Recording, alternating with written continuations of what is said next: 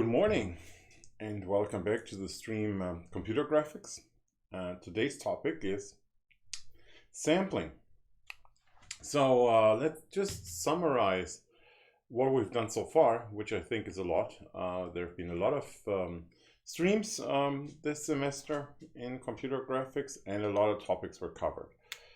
Various rendering concepts such as ray tracing or rasterizations. I talked about models, how to represent a model in a computer in various ways.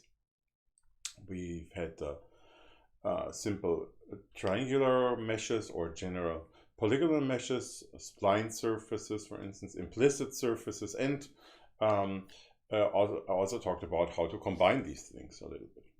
I talked about transformations. How do we move objects, shift objects, scale, shear, rotate them? Shading. An important thing is how to fill objects. Shading and lighting. How do we compute artificial lighting? And I particularly talked about a very simple lighting method, namely Phong lighting, with just those three components, as well as lighting methods that are embedded in rendering schemes such as path tracing that just kind of has this idea of following the path of light inherently. I talked about textures. There'll be a little bit about textures today as well. Acceleration methods, both in terms of acceleration methods that were somewhat specific to ray tracing and methods that were somewhat specific to rasterization, but a lot of them were actually pretty general. And I talked about those in the context of scene graphs or high-level APIs as well. So what's left to do is not really much. I mean, it's the 1st of February, so we're moving towards the end of this term. Today I want to talk about aliasing and how to counter this problem. Aliasing is usually a problem. And that idea is called, well, anti-aliasing. After that, so basically after today, we'll have one more session next week, and that should give you, the next week's session is meant to give you a chance to ask questions. So I guess there's some homework, as usual, voluntary homework, but the idea is that until next week, you at least kind of scan through all of those topics and ask additional questions about things that are particularly unclear or things where you want to know more details about. Okay, so that'll be next week, and then as the term is over, and I'll post, as promised, I'll post a doodle on Moodle, basically a little questionnaire on Moodle, asking you to sign up specifically for examination time. So in case you want to take an exam, an oral exam for this class, please subscribe to Moodle in case you haven't done so. Okay, so that'll come in the following days. And don't be surprised about the date that's in LSF about the exam. So there has to be a specific date. So the system requires a specific date. So I think the examination office usually sets the start of this or the end of the lecture times, the start of the semester break as examination date. But don't worry, this is just a proxy that's in there to make the system happy. Okay. So, without further ado, let's talk about actual content, about aliasing and anti-aliasing. Okay, aliasing, alien, it's pronounced like alien, or almost like alien, and it has something to do with aliens. Well, aliasing is basically another way of saying ghosting. So a ghost and an alias are somewhat synonymous, and the idea is that in a sampling process, you create a ghost signal as another or technically multiple versions that are just as likely as the original signal during the reconstruction process. So now what's this whole sampling reconstruction thing? What does all of that have to do with computer graphics? Generally, sampling is a big topic, in particular if you take a class or a program, if you study a program such as electrical engineering. You'll have a whole lecture about this potentially, or at least a whole series of sessions about this. So it's kind of a big topic for a lot of applications. And I just want to briefly touch this in the context of computer graphics. Okay, but let's for this purpose, let's deviate a little bit from computer graphics and just look at signals. Okay, so what's a signal? A signal is simply, well, a function. Okay, so it's a function, and I've plotted a function here in red, and what we consider here is a continuous function. Okay, so it's a function that doesn't have holes or anything. It just kind of flows in some way. Okay, so that's the red function here. Now, let's say I want to represent this function as a set of, well, sampling as a set of points that I somehow figure out. Okay, and this figuring out process happens at a distance t. So, for instance, what I could do is I could measure some. I could measure the height of a river. Okay, so a river flows, and I measure the height of the water every second. Okay, then t is a second. So then this is the river that flows, and every second I measure the height. So it's simply a number, like, I don't know, 5 meters, 5.4 meters, or something like that.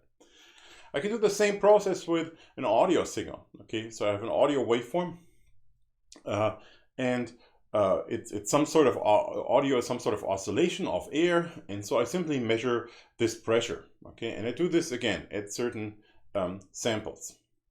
Or I take an image. Okay, I take the picture of the world, and I use a camera. I simply use a photographic camera, and that has certain pixels, and these pixels, well, are usually spaced 2D, but like one of those scan lines in the camera also samples at discrete points what is the color that I see here, or what is the radiance that flows this direction. Okay, so you can see there's a lot of applications for sampling, and it's always the same idea. So you have a signal that's either in space or in time, and it's unknown, right? We want to figure this signal out, or want to store this signal, and we check at certain intervals t what's going on. So that's basically the idea. Okay, and again, to kind of put things in context, image synthesis is also point sampling of a continuous signal. Okay, so I had the example picture just a few seconds ago, but the same is true for ray tracing, right? Or rasterization. Let's stick with the ray tracing. Okay, so in ray tracing, I have my scene that's defined somehow, and then I literally shoot rays that, well, sample, that check what's going on in this direction. Same for rasterization. In this case, well, I throw tomatoes, or I take objects from object space and split them towards the screen. So again, I check what's going on in these discrete points. Okay. And one interesting thing to notice is that sampling usually goes along with some sort of reconstruction. Okay, so we've got our input, our signal, we sample it, but then we just, I mean, if we just store the samples and then don't do anything with them any further, technically we could do that, but that would be pretty useless. What we want to do in the end is we want to reconstruct the original signal from the samples. Okay, you want to take those samples and then rebuild as faithful as possible the original signal that led to the samples. So there's usually this combination that we have to look at. So let's look at image properties a little bit. We could also replace this by signal properties, but again, I'd like to stick with images here. So our image that we've stored on disk, that we stored in memory, that we've rendered through rasterization or ray tracing or some other algorithm, in the next term we'll learn about a few other approaches to generate images, is this discrete set of samples, pixel, as you would probably often call them, pixels that are somehow related to the original signal. Okay, so those are kind of samples at discrete points. We usually have a fixed spacing. So in most scenarios, we store the pixels at some spacing. Okay, so you have, I don't know, a millimeter spacing between the pixels, or some millimeter spacing between samples, or nanometer, or a meter, or whatever, right? But it's usually a very simple grid structure. And now what can happen is that if you undersample your image, meaning you take too few of, or you generate too few of those pixels, then something is lost. And we call this aliasing. Or we call, more specifically, we call the creation of artifacts in the reconstruction process that weren't in the original signal aliasing. Okay, so let's look at an example here, and generally it's easier to look at 1D. So if I have a scene here, so at the top left you see an image of a scene, very simple scene, obviously computer generated, and I take just the luminance or brightness distribution along a line, and the entire image is just, well, a bunch of those lines stacked on top of each other. Okay, and if I look at just the brightness, okay, to make things even simpler, but obviously for colors, I can just repeat the process for different frequencies such as red, green, blue. If I just look at the brightness distribution along that line, I can see that it starts pretty dark. So it's very dark here. Let's make it bigger. So here it's pretty dark. Okay, so the brightness is low, and then I've got this jump here. At some point, there's a discontinuity. So the bolt starts, and then this jumps, and gradually rises. So it gets brighter and brighter. Up to this point where it gets a little bit darker, again, discontinuity, a shadow starts. So this jumps down, and then whatever, the grapes do all kinds of crazy things, and then have a somewhat similar behavior on the other side, a little bit darker. Okay, so this is just, again, this is just one scan line, and if I repeat the process a number of times, I get my two-dimensional image. Okay, now this is still a somewhat continuous reconstruction. Okay, I mean it's on a raster screen, so it's still discrete, but it's fairly continuous. Now, if I sample that at a significantly lower resolution to make it more obvious, let's say this is my resolution, this is my image resolution that I'm targeting, and I sample at the center of each pixel. Okay, so I just select one sample point per pixel, and it's a little dot here. Okay, so that's here, there's one sample point, that's another one, and I pick the center point as a representative for that particular pixel to store. Then if I take the same scan line, okay, again, take this scan line here, I get this distribution of values. Okay, so that's now an array of values. And here's a very low one, right? So that happens to be here. Then this one's higher. This one's even higher. This one happens to be in the shadow already, so it's lower, and so on and so forth. Okay, so this is the distribution that I get when I sample this or when I render this. Really, rendering and sampling are kind of the same idea. Now, as I said, usually you want to do something with those values, and this is what we could do when we display this on the monitor. We reconstruct the scene. Okay, during the reconstruction, we recreate a new signal, and that new signal is supposed to, as faithfully as possible, reconstruct the original signal. Okay, so what you see here, right, that is the reconstructed signal for one line, and then on top you see the entire reconstructed signal. Okay, and obviously there's some loss, and you see that it gets blocky here in this case. One important thing to note, and that's a very big deal, and that's something a lot of people get wrong, is that while this does look blocky here, okay, obviously, and here I reconstructed it the same way, that is not necessary. So I can take a discrete set of sample points and still reconstruct a smooth function through it. For instance, if I do audio reconstruction, if I sample music, I store this as digital audio on a CD, never mind the compression here. I mean, it does other things to it, so I'll ignore the compression here and use an uncompressed format such as used on a compact disc on a CD. And I store those samples. A lot of people think that, oh, there's a lot of fidelity quality lost because I've got this blocky resulting signal. That is certainly not true. We'll see in a second that you can reconstruct a perfectly smooth signal, of course, from the sample points, and you can reconstruct the original signal without any loss whatsoever. Okay, so that's a big deal because a lot of people think, well, oh, CD have this loss in quality as opposed to records, and this is because everything gets jagged and gets blocky. No. Okay, so the reason for this to get blocky is not the sampling process. It's simply your monitor. It's simply the reconstruction process that your monitor has discrete pixels that it displays. It's not the fault of the sampling process. Okay, it's the reconstruction. And obviously in a CD player, you would not reconstruct a blocky signal. Okay, so you reconstruct a smooth signal. Okay, we got a question here. what are the axes of the luminance signal? Okay, x is simply x, it's simply width, and y is well, it's intensity, it's luminance. Think of, like, you could go back through the streams and look at the details. That could be radians. That would probably be the most reasonable quantity that you want to reconstruct. But you could also say it's simply energy. It's simply the energy of the energy over time of your pixel on screen. Okay, so it's basically the height here is simply brightness. Well, luminance, brightness, same thing. Okay, and if you want to reconstruct color, you repeat the process for your color space, and that could be RGB, CMYK, HSL, UF, LAB, whatever you prefer. It's usually three-dimensional, and I've also done a stream on that, right? So if you want to know more about color models, you can just go back to YouTube.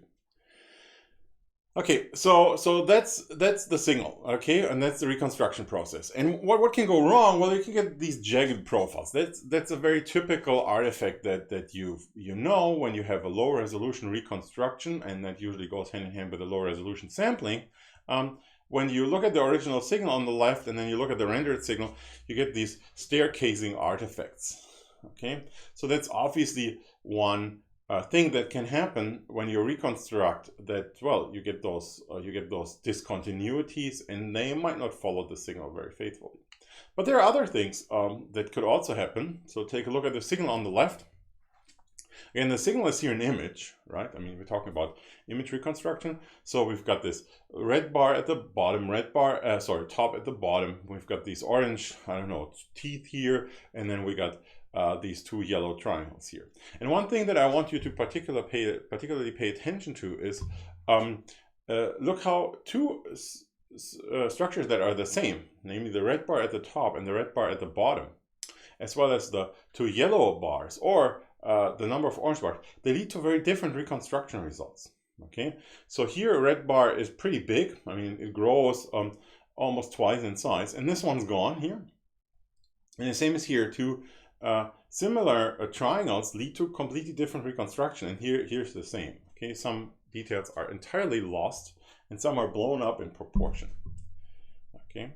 So it's not just silhouettes, it's not just jagged edges, but there's also things that might vanish, while some things are actually blown up in size. And the question is, why does this happen? And is there a way to avoid this from happening? Okay, and this is basically what aliasing and the avoidance is anti-aliasing is all about. Okay. More on that in a second, but just to give you another example here that shows that in particular in image reconstruction, things get even worse. Like when we render an image, we usually have a perspective projection, meaning that things that are further away become smaller on screen. Okay, or in other words, our frustum, so that's the area that we see, grows in size with distance. That's not necessarily always the case. We can have parallel projection as well, but usually we have this notion of perspective. What happens is that something that has the same size in reality in the world happens to have different sizes on screen with respect to its distance. Okay, something that's further away is, or not like it is smaller, but it looks smaller. So that's probably the better way of putting it. Okay. And that in turn means that our sampling frequencies, so the distance of our sample, increases with distance from the camera, okay, without us doing anything about it. Okay, so we just choose a certain frequency, we choose a certain resolution, and that resolution stays constant, or if we make it constant, still the distance of the samples is not. Okay, so things that are further away get sampled at higher resolution than things that are, closer get sampled at higher resolution than things that are further away. So what does this look like? Well, if we look at our checkerboard pattern, we've seen a similar image before. What this means is we get all kinds of artifacts here. Okay, so at the beginning we get just those jagged edges, those silhouette issues, but with increasing distance, we effectively get random values. Okay, what do I mean by random values? Well, it's still red and white, but look at what happens. I mean, the checkerboard pattern turns into lines here. So there's just, I mean, those are just straight lines. And then here, even more things like you get circular shapes, you get all kinds of things. Okay, so it's not random in a mathematical sense, but it's a pretty arbitrary image that you get. Okay, so it seems that there's a certain relation between the quality of the image and the sampling. And there's a simple theorem that a lot of you probably have heard about before, that's Shannon's sampling theorem. And that says that a signal has to be sampled at a frequency that's equal or higher than 2 times the highest frequency in the signal. Okay. So what that's supposed to mean. Again, I think a lot of you have heard that.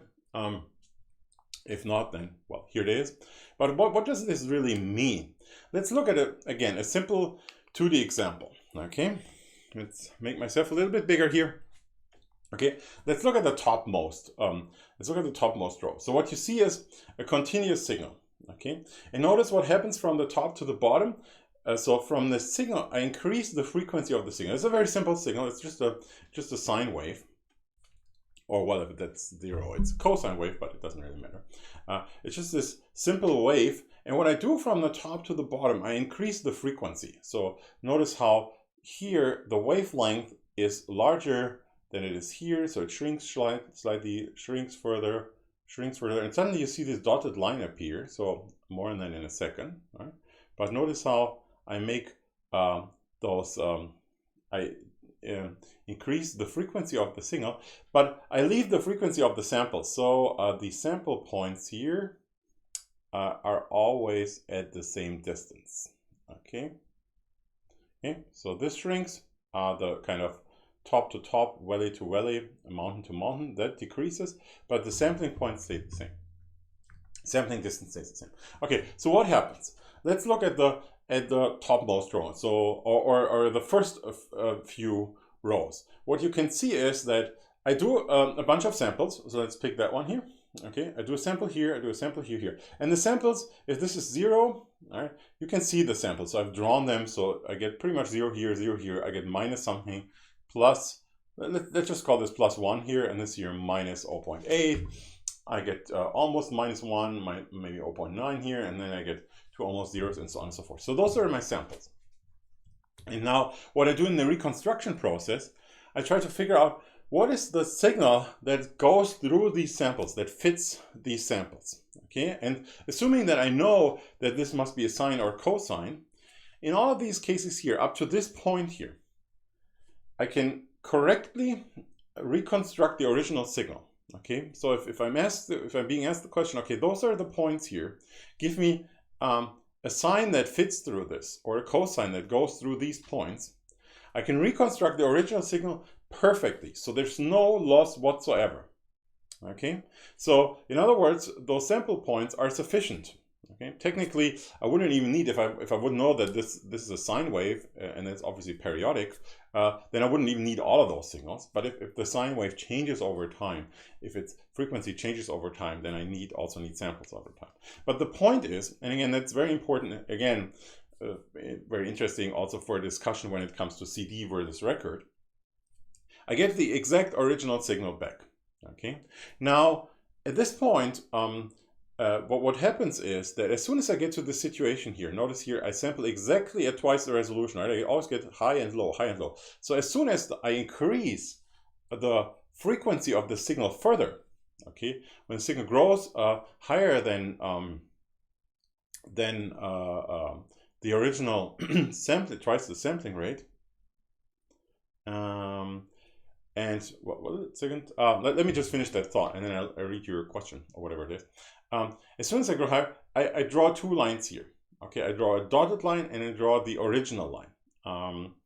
And what are those 2 lines? Well, here's the thing. Now I can find 2 different sines or cosines that perfectly fit those points. Okay, technically I had the same issue here as well. I mean, I could pick a higher frequency that also fits these points. Okay, so there's one thing I need to add, and that is our reconstruction. There's always an infinite number of waves that I could fit through this, right? I could fit a wave that has exactly twice the frequency also perfectly fine through these points. So technically here I have the same situation. But what I reconstruct is, I always reconstruct, since there's an infinite amount of waves that would always fit through any points, I always reconstruct the one that has the lowest frequency. Okay, so I say that's the most likely one to go through these points. So, and if I do this here, the one with the lowest frequency happens to be the dotted line or the dashed line, not the original signal. Okay, so if I follow this rule and pick the one with the lowest frequency, because higher frequency, again, I have an infinite amount, right? You can double the frequency and I get a valid signal. So I have to make one decision here, and the most reasonable decision is to pick the one with the lowest frequency. Okay, but here, if I pick the one with the lowest frequency, I get a different one. I get the dash one. So I get this ghost. I get a secondary signal that is just as likely, or if I follow this rule of the lowest frequency, that's actually the one that I pick instead of the real one. And as you can see, the higher the frequency goes, the more of a deviation I get between the two, right? So if this one has this high frequency here, my low frequency signal is significantly different. Here they're like, oh, well, they're pretty close together, but here they deviate a lot, okay? And that's aliasing. Okay, I'm sorry, but you can always watch the lecture as a video on demand.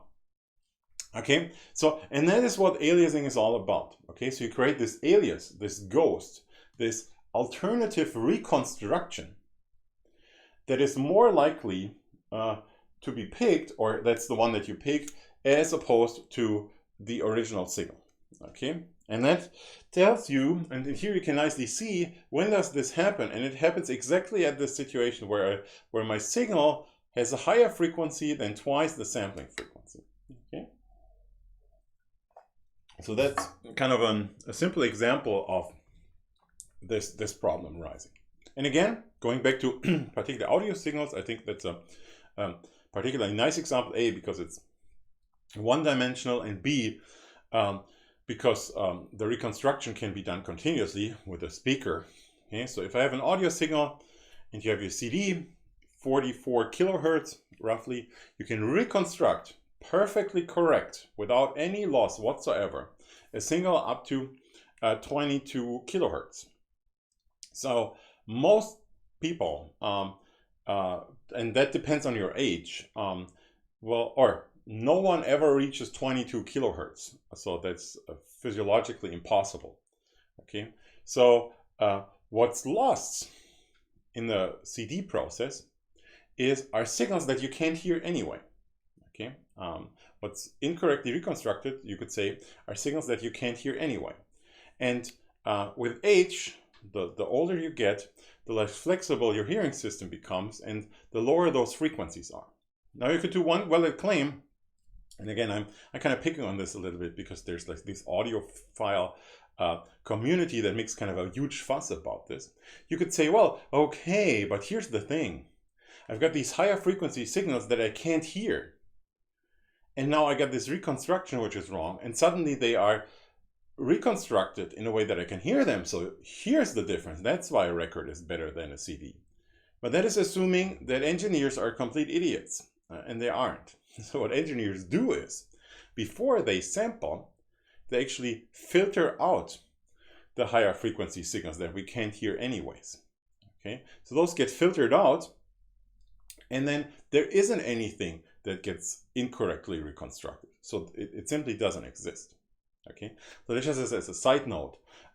So the only thing, and here I'm kind of closing about my record over this CD discussion, the only thing that you miss when you hear a CD are all the other errors, all the other issues that a record has. And an analog record does make a lot of other mistakes in the reconstruction process. Okay, so there's dynamic range restrictions, there are all kinds of restrictions that are related to analog audio processing. There's noise from simply debris, dirt, you would probably call them. So those are things that are missing. So that's actually a point that I can understand if you say, okay, well, I like this kind of flawed reconstruction that a record offers. So that kind of makes sense. But to say, well, we lose quality, that is utter nonsense.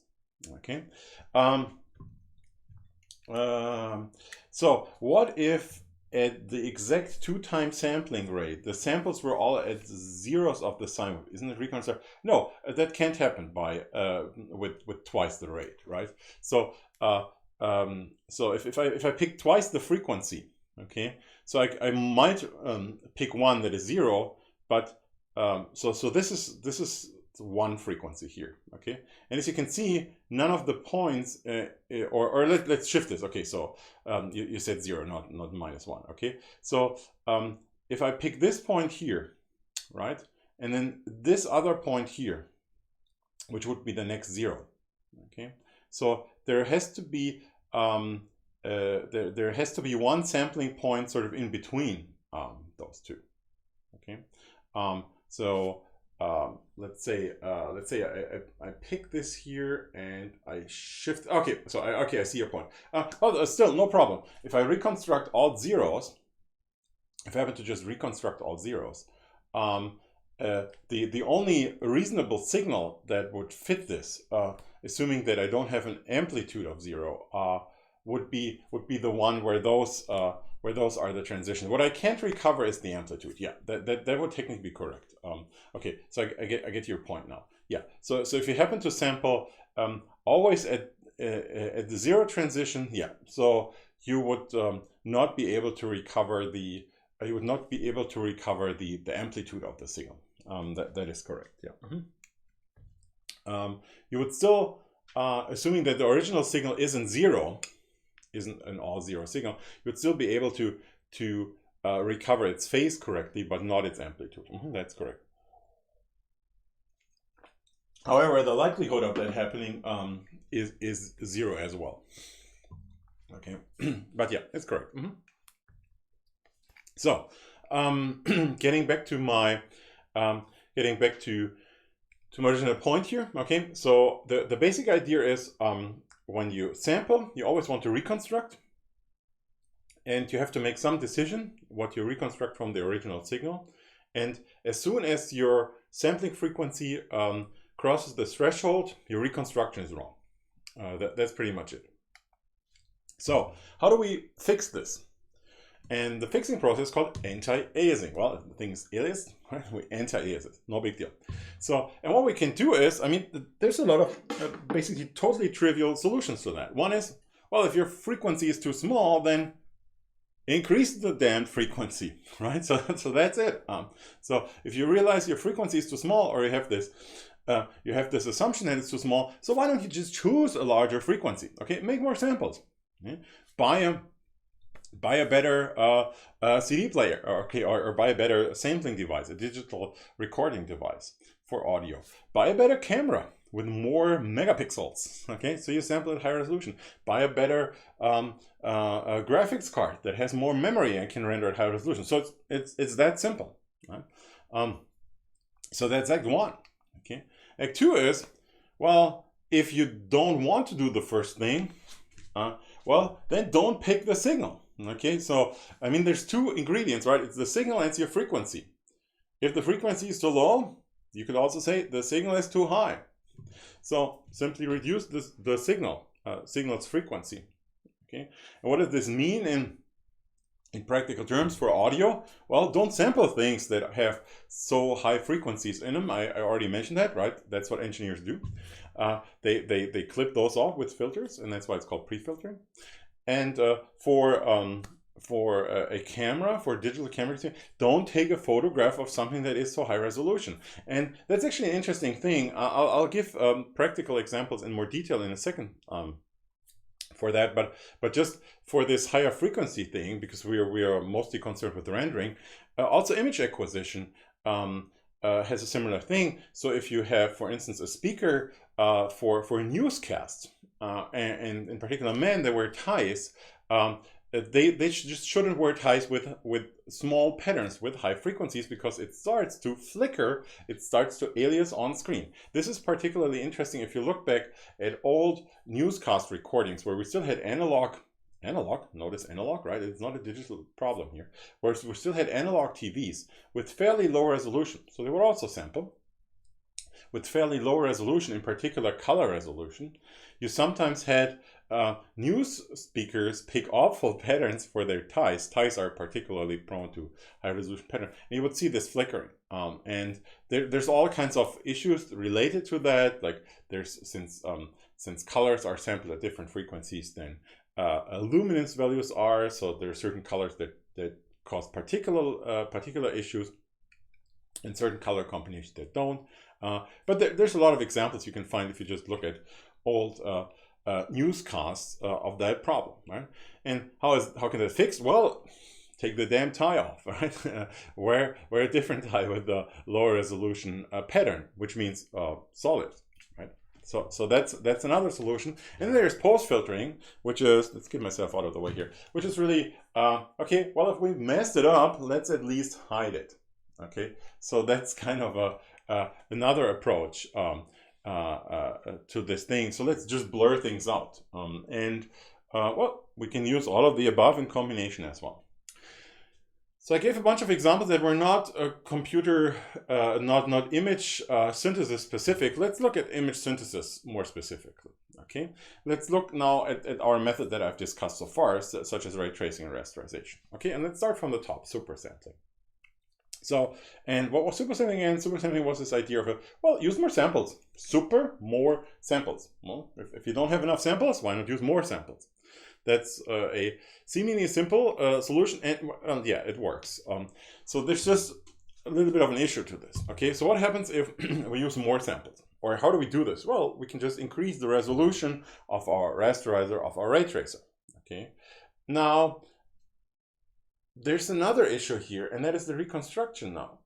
Of course I can say, well, give me 4 times, so meaning twice the width and twice the height in resolution. Okay, so I just shoot 2 by 2 rays, or if I increase it, say 4 by 4, I shoot 16 rays where I originally shot 1. However, what do we do in the reconstruction process? I mean, doesn't the reconstruction device, which we often refer to as monitor, or technically printer, or other things, but let's stick with monitors, doesn't that also have a fixed resolution? Yes. So your monitor has some sort of hardware, a determined fixed resolution. Now, if I increase the resolution of my renderer, that only helps me with the sampling process, but not with the reconstruction. Okay, because the reconstruction happens when I turn on OLEDs, LEDs, I fiddle around with LCDs, whatever my display technology is. When I do this process, I reconstruct, and that reconstruction is determined by something that I can't change. Except when I say, well, buy a new monitor, right? I mean, that's what every cell phone manufacturer tells you every few years. It's like, buy a new cell phone, it's got more pixels. Right? But if you don't want to do that, then, well, you have a problem.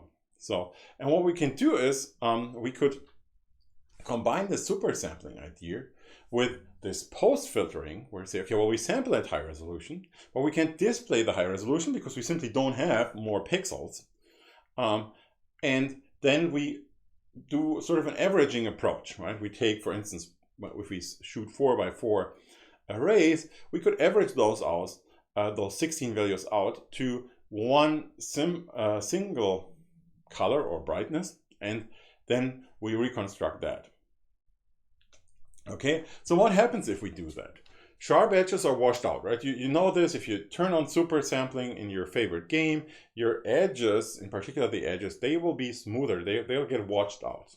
Okay, so you don't sample at, you don't reconstruct at high resolution, but you don't see those discontinuities.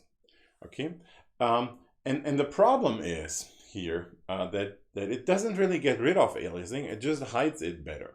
Okay, so because what's the problem? And the problem is this whole frequency discussion that I had before, right? I mentioned that you need twice the sampling frequency than the highest frequency in the signal. Okay, And now let's look at this problem specifically for computer graphics. What is the highest frequency of a signal? I mean, what the hell is a frequency in an image anyways, right? Let's go back to this one scanline example that I had in the beginning. Okay, let's actually go back to that one. Okay, let's just move a bunch of slides back here. So here's my signal, and I just looked at the 1D cross section of that one, right? So this is my luminance or brightness distribution here, right? So what's the whole frequency thing? This isn't a sine here or cosine, right? But what I could do is I could basically look at sines and cosine, or superposition of sines and cosines, to recreate that signal. Now, there's one really nasty thing about computer graphics that, for instance, doesn't happen that much in audio reconstruction, and those are these things here. This one, right? Those discontinuities. Because what happens when you look at a real world object, it does have silhouettes, right? It starts somewhere and it ends somewhere, usually, unless you're like very closely zoomed in and you don't see the silhouettes. But an object ends and starts, okay? So what happens here is that we get a jump.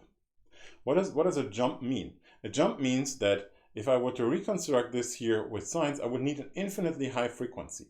Okay, I would need a signal that has infinite frequency, right? Because I need this like jump, and to get to a jump with a sine, I need to shift the sine wave together even further until it reaches infinity, and then it becomes a vertical line. Okay, so what that means is that as soon as you see a silhouette, you have an infinite frequency in your signal, which means in turn that you just need twice infinity as your sampling frequency, which is it's a problem. Okay, so to make a long story short, as soon as you have discontinuities, which in a computer graphics scene you always have at edges, you can never sample at enough frequency, or your sampling frequency would have to be twice infinity, and you'll obviously never reach that. Okay, so that is sort of a limit that you hit, or that's a limitation that you hit when you super sample. You will never reach the point where it's enough, mathematically speaking. Okay, so there's one thing that comes to the rescue, and that's biology here. Okay, so what does biology now have to do with the whole process? And that is, well, we're biological beings, right? We're obviously humans, at least I guess most of the viewers are humans. So what happens is that we in turn we sample the signal. Okay, well, you have a discontinuity in audio too, that's correct, but it's not infinite frequency. Okay, why is that the case? Because you always have kind of air that is put in motion. Okay, and this air always creates some sort of dampening effect. Okay, so yes, if you have a percussion, it's a very steep frequency, but it's not as bad as it is in computer graphics. Technically, you could argue, well, we also have air in between, so it kind of smoothes things out, which I totally agree. But the trouble is we assume vacuum for most of our rendering purposes. So we create these truly infinite signals, whereas for any real application, you always have a finite frequency, which might be pretty high. Okay, that I agree, but nonetheless, it's not infinite. So it's a theoretical difference here. Okay, but anyways, and you actually put this down, right? You have sort of a pre-filtering from the surrounding air. So now let's get back to my biological thing here. So the good thing is we are also sampling the signal, right? What does this mean? Well, if you view an image, there's this whole processing going on, and I've done a stream on perception a little bit as well. But in the end, we also only have a finite set of sampling devices, okay, rods and cones, depending on day or night vision. And then that gets processed through the visual system to recreate an image.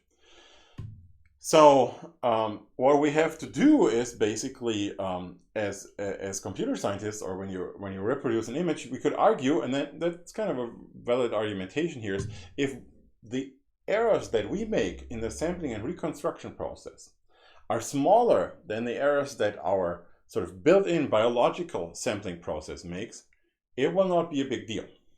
Okay, you could say, well, okay, yeah, well, but that adds to the errors. But here's the thing. Have you ever noticed aliasing in your daily life? I mean, literally, if you look away from the monitor, which is discrete, if you just look around somewhere, okay, I said we're sampling, right? Our eyes are sampling, our whole human visual system is a sampling reconstruction process. So when I look around, I sample the environment. I don't see many jagged edges around. I mean, honestly, I don't see any. Okay, so it looks all perfectly smooth. And even if you have bad eye vision, meaning you need corrected eye vision, you need to wear glasses. So something is wrong, right? Something is incorrect. Still, you will not see jagged edges. You don't notice any discontinuities in your signal. Why is that the case? Because again, your whole brain sort of post-processing hides this from you. Okay, so there is obviously aliasing going on, okay, and there's ways how you could demonstrate that, right? Just have small objects, just look at very small objects and they suddenly disappear, and then depending on how you look at them, they reappear. However, there's all kinds of built-in mechanisms into our human visual system to counter that, right? We have motions, we have saccadic motions, so our eyes kind of jitter around, so that sort of virtually increases the sampling frequency and smoothes things out over time. So there's a lot of processing going on, biological processing going on to hide that. And that means that any error that we make that is below this threshold will be hidden by the visual system. It will be sort of computed away from, if you think about this from a very technical point of view. Okay, so that said, yes, we can't reach a perfect sampling frequency because of infinite signal frequencies. But if we get to a certain point, it doesn't matter anyways, at least when we talk about a visual reconstruction. Okay, so those are the good news. But the bad news are, well, we can't fix it. We can't fix the problem perfectly with super sampling. Okay, and there's another nasty thing, and that is we don't know yet how big the signal is gonna be on the retina. Okay, so so the thing is that even if we sample at a high frequency that is, say, higher, that we assume to be higher than our retinal frequency or our perceptual frequency. I mean, the retina itself doesn't matter only, but it's the whole perception. You can still kind of go closer to the object, right? And then you increase your spatial frequency again. Then you start to see aliasing artifacts again. And this is also why, if you say buy a monitor that, I mean, Apple has used this somewhat awkward term, retinal display, right? Where they say, okay, well, this is a display that is so high that you can't see pixels anymore. There's always this fine print that says, okay, well, it's a retinal display if you look at the certain distance to it and if you have normal vision, okay? And then they would figure out, okay, like what's the distance that you need for your cell phone, or what's the distance that you look at your cell phone, and then you can do sort of the inward computation to figure out what's the retina resolution. And then they would simply, like, if the resolution is too small, they would make the arm longer. Okay, then it fits. Okay, so I mean, this is all marketing bullshit. But anyways, so my point is, again, frequencies change due to distances. So aliasing, anti-aliasing with super sampling will get you somewhere, but it's not perfect. But it has more. It has more to this. In particular, if we think about limited reconstruction, how do we combine things? Okay, and here's an example on the left. So here we have a signal that is sampled at a certain frequency, and you see that it's got aliasing. Okay, just give me a second here. Okay, back to the slide here. Aliased image. Okay, certain resolution that I picked. Zoom in, you see the jagged edges. Now here I use super sampling as anti-aliasing, and since I didn't want to increase the reconstruction frequency, so I want to reconstruct at the same frequency, I would take those super sampled pieces of data, those pixel or brightness values, and I would simply average those values, okay? And say I do 2x2 super sampling, so 4 samples per pixel. Then you can see here what I said before, that edges are washed out, and this is less noticeable, okay? So the resolution hasn't changed a bit, right? The reconstruction resolution hasn't changed a bit, but here I see them much less, okay? And here's the same, here's basically a zoom in and shows a circle. and we can see the anti-aliased super sampled version and the non-super sampled version, and we see that this one, the silhouette is much less obvious. And again, this is kind of tricking basically our visual system into thinking, okay, it's not aliased here. And here again, we see the zoom in what's going on. Now, there's a lot of degrees of freedom here, and that is one, like how much do we super sample? Okay, and that might just be something that you might want to make a decision here based on things such as what's the available memory, right? The higher you make the super sampling, the bigger your image becomes. I mean, you can be smart, like just super sample locally and then average it out, but let's just do a simple approach here and say, okay, well, I just render the image at 4 times the resolution. Then, well, I obviously need 4 times the memory, so that might limit your abilities to super sample, and of course you also need more processing power because you need 4 times as many raster fragments or shot rays. So this might also be a limiting factor. So that's one degree of freedom. Another degree of freedom is where do we place the samples? Okay, so here again, 2 by 2 super sampling, so I can just place them regularly. Okay, so I just have regular spacing, 2 by 2. I get this pattern just from a die, right? And that's one, well, perfectly valid decision that you could make. You could just place them regularly. And that's the degree of freedom 1. Degree of freedom 2 is, what do I do with those samples, right? If I have those 4 samples, how do I combine them into one value? For instance, I could just compute the average, right? I take 4 samples here, I take this, add them all together, and then divide the result by 4. Okay. I could also use, say, 3 by 3 samples, right? So for instance, I could use 3 by 3 samples. That gives me a total of 9, obviously. And then I could argue that the center is more important than peripheral samples, right? And then maybe you want to use something that is distance weighted. So I say, okay, well, the final result is 1/4 of the center. So the center is pretty important. And then use 1/16 here of the values at the 4 edges, and then 4 corners. And then at the edges, I again use twice the importance, so which is 1/8. And if you add this all together, you end up with 1, right? So that's obviously something that you want. You want those weights to add up to 1. And for my previous examples, all the weights would have been 1/4, right? If I just take 4 values, instead of just adding them and then dividing by 4, I can say 1/4 this one, 1/4 that one, this one, this one. Okay. So what I can do is, again, I can use uniform weighting, weight them all the same, or I could use non-uniform weighting, or that's called weighted sampling, where I, for instance, take distance into account. And as you can also see, there's a little bit of a difference between using odd and even sampling patterns, right? For an even 2 by 2 sampling pattern, if I use regular sampling, right, I get this concept that I don't really sample the center, right?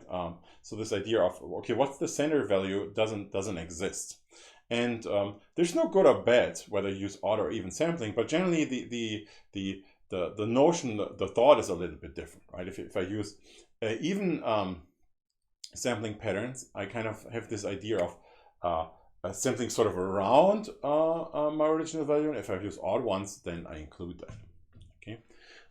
So here's another example. I can also use, for instance, or I can combine this to a bigger result. So here I use those 3 by 3 samples. Here again, 3 by 3, 3 by 3, 3 by 3, and I put all those weights in here. So it's 1/4, 1/4. Then there's 1/8 here, and then this is my original image. That is my sampled data in high resolution, and this is now my reconstructed value using those weightings. Okay, and of course, well, the resolution hasn't increased on screen, so the reconstruction resolution is the same, but I've increased my sampling process's resolution, sampling frequency to, again, wash out higher frequencies, okay, to average those out.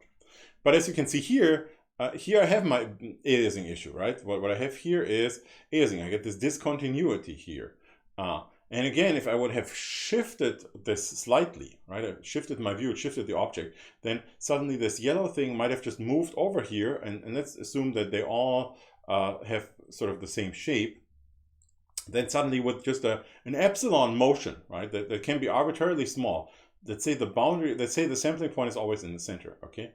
let's say the real boundary is here somewhere, right? Then just moving an epsilon can turn on those 3 sample points from yellow to red, which will again mean, for this one, mean a discontinuity in this color here. So as you can see, silhouette edges, super sampling doesn't fix the issue per se. You can get the same issue as before. It'll just be a little less noticeable. But of course, you can construct a situation where you have one sample where you're always off by an epsilon. And then if I move this by this epsilon, which can be arbitrarily small, all of the, in this case, 9 samples can switch. And then again, I get a huge difference here. Okay, so the next thing that we can do is we could, instead of regularly spacing the samples, we could jitter them a little bit. We could add noise, right? So which is called then, well, jittered sampling. And that's pretty much it. So we have regular sampling with jittered sampling, or regular with the stochastic sampling, because there's some sort of noise in there. There's some sort of randomness in the samples. And if I just want to summarize things here, what this is all about is that the trouble with the regular sampling is that all of these changes that happen, since the sampling happens axis aligned, any change that is also axis aligned will cause a big difference. Okay. Whereas if I place the sample somewhat randomly, I would have to have a random shape for all of those samples to simultaneously do something crazy, or well, change, and then cause an artifact. Okay, so what is the result visually? Well, for regular sampling you get regular artifacts. For random sampling you get random artifacts. Okay, I could say, okay, well, okay, does that make a difference? Like, what's the point? Well, the point is that our human visual system, as I mentioned before, there's all this crazy post-processing to the inputs of what we see. And one of the things that it does in the process is it hides any aliasing artifacts, right? You don't, as I said, you don't see jagged edges. You don't perceive. Well, that's probably the better term. You don't perceive them. Why don't we perceive them? Because our brain, sort of, to simplify things here a little bit, if it samples an edge, right? So you see a line, you see a whatever, I don't know, a line with you draw a line along a ruler, okay? And obviously, due to the limited capabilities of our visual system, there has to be aliasing, okay? So but what the brain kind of does, and it has specific wirings for that, is it tells you you're not seeing a jagged edge, so this is a continuous line. Okay, so it's basically there's literally hardware, and you can see this, like if you take a retina apart, hopefully not a human, but if you take some dead animal's retina apart, you can see that there are cells wiring the retinal rods and cones together, so that you have what's called receptive fields, and you perceive things in sort of concert. Okay, so certain so if you have your line, and that means you have an excitation along a certain direction. Now, what happens is that these perceptive fields, they are particularly wired in a way that they detect lines very well. Okay, why? Because silhouettes are to some degree lines. Okay, so we have built-in hardware. So humans have built-in specific hardware, and the same is true for animals. Have built-in hardware to detect regular structures, okay, which is good in nature. Okay, so we see the door and we don't hammer with our heads into the door, because we specifically get a cue that says, okay, here wall ends, please move head. Okay, at least most of the time that works. So but that has a disadvantage for computer graphics, and that means that if we have patterns that are axis aligned or that follow some regular structure, those are enhanced beyond the way that they really are by the visual system, which means we perceive them particularly well. Long story short, you see those particularly well. On the other hand, noise, so noisy patterns, are filtered out by the human visual system, because one thing that computer scientists in particular underestimate is noise in the acquisition process. Okay, we're so used to, if you set a variable to 5, it stays 5. Okay, pretty much until you turn off your program. Okay, unless your system has a bug, your software has a bug or something. If you set a variable to 5, it stays 5. Okay, now this is so not untrue for real applications. If you measure a value of 5, you'll never get 5. So there's no chance whatsoever that if you set a voltage, if you set a brightness to some specific value and you measure it, you'll always have some noise. There's no way you can get away without noise. I mean, you can reduce the noise to a certain level, right?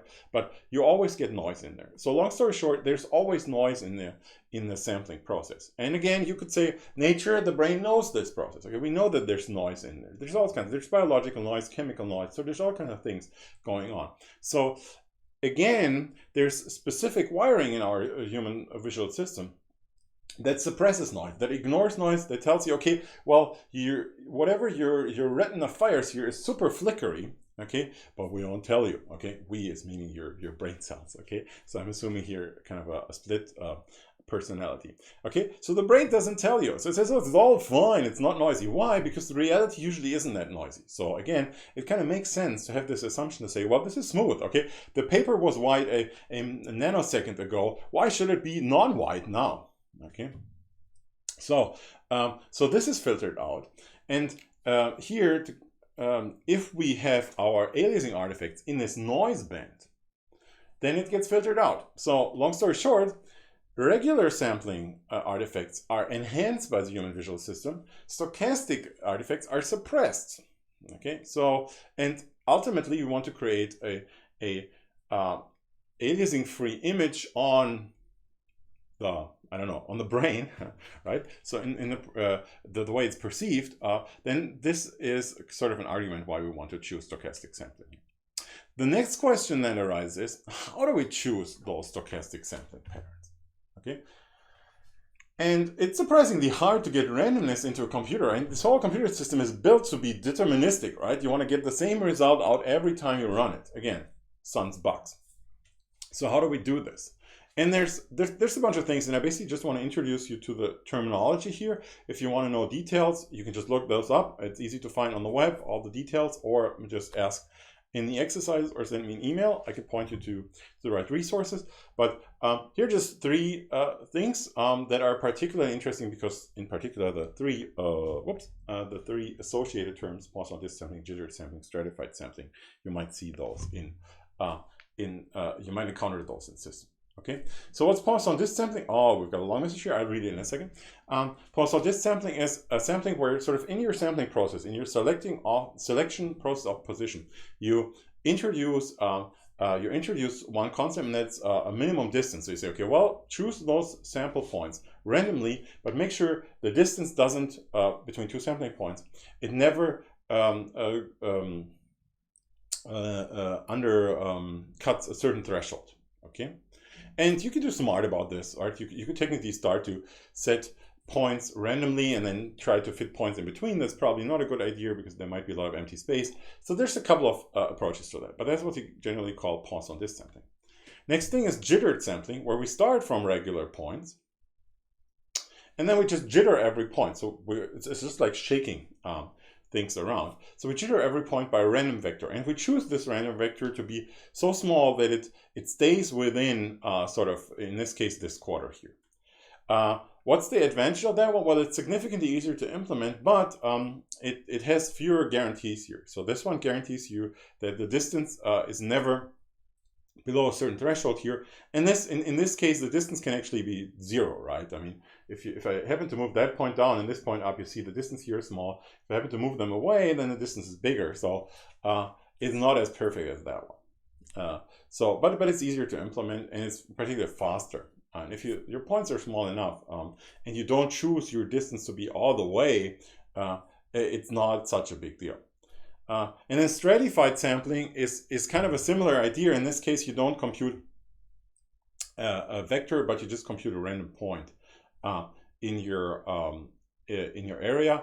What this amounts to is kind of the same thing as before, that points might be closer together, but here with the vector length, you at least get circular shapes around the center, and here you basically reach any point. So if things go worse, you might set all 4 points into the center. So, but this is even easier to implement. Okay, so we got a question here. I'm not sure.